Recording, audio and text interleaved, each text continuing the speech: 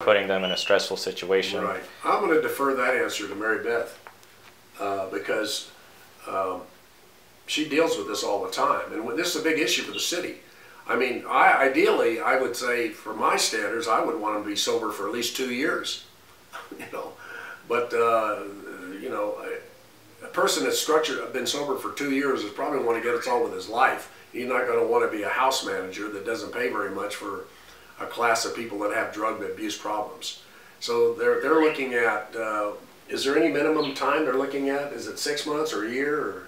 Or? They were looking at a year, but legally, you can't in a job interview ask someone if you've been clean for a year. So I'm having problems with the legality of the ordinance on that. Right. If you're farming someone through your system, and you've been drug testing them, then you can obviously determine that they've been clean for a year. But you can't on an interview say, "Have you been clean for a year?" Mm-hmm. Yeah. Should I just add?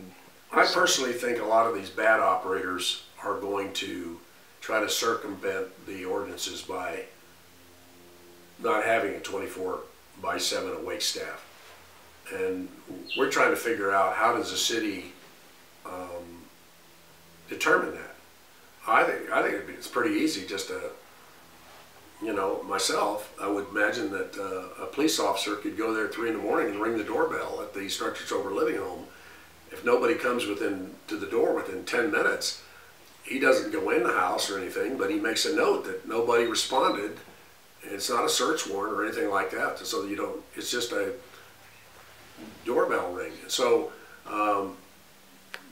you know, once the good ones figure it out and want to stay in business, but the ones that start circumventing, and the word will get out. It'll get out through the members in the house. We get a lot of information from these young men who leave these homes, who've been treated poorly, and tell us what's going on in these homes.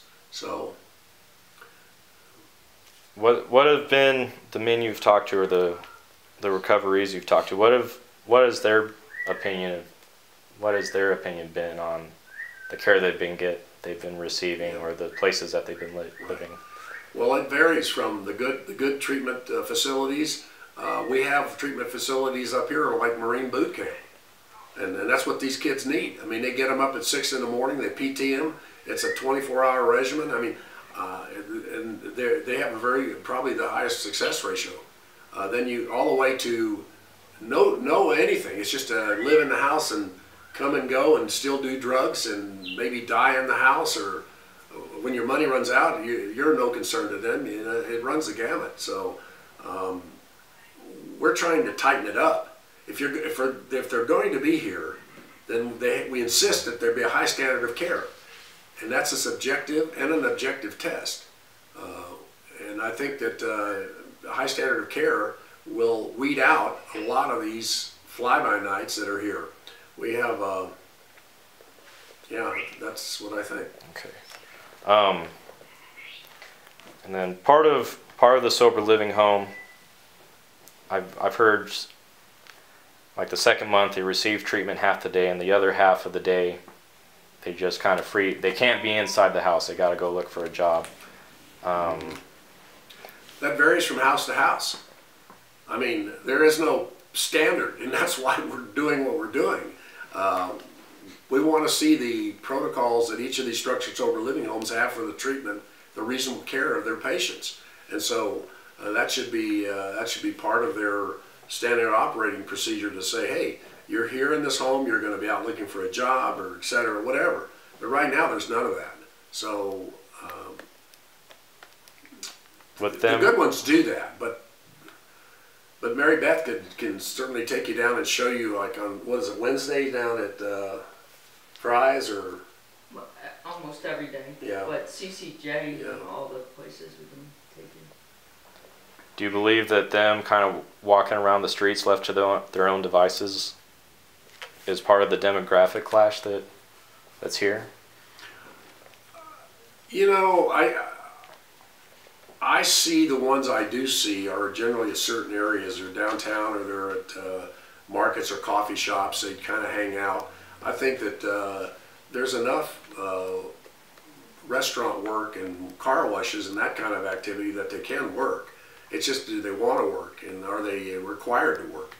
I think that would be part of their training or the treatment to actively seek employment. I mean, you know, drug abuse kills it. That's the insidious part of it. It kills your desire to do anything for yourself, and you just have no incentive to want to get clean and go on.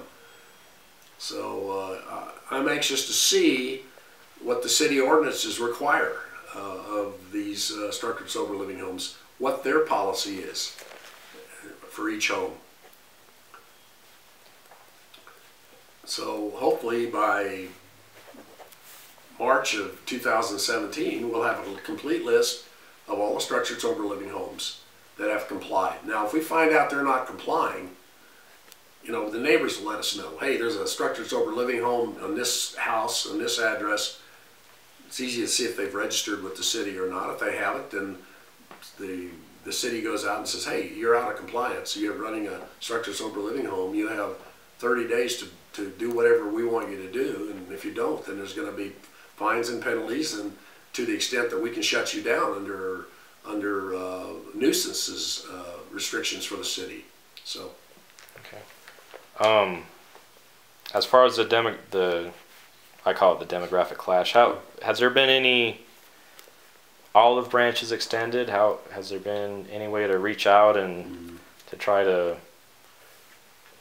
I don't know, to assimilate these young men? Because this is a retirement. And, you're looking at the person who did that right there, Mary Beth Wren. She's first of all, she's a very big help to me. She's an attorney, former police officer with the city of Philadelphia. So she had these excellent contacts with the good providers up here. And I remember the day it started real quickly. I had my knock on my door, and a gentleman showed up who was the owner of Chapter 5, which is one of the licensed providers up here. Bob Morse. Bob Morse. And we talked, and I had made some statements like, hey, run them out of town. I want them all gone. I'm going to go down there and get rid of them. I mean, I actually talked like that because that's how I felt.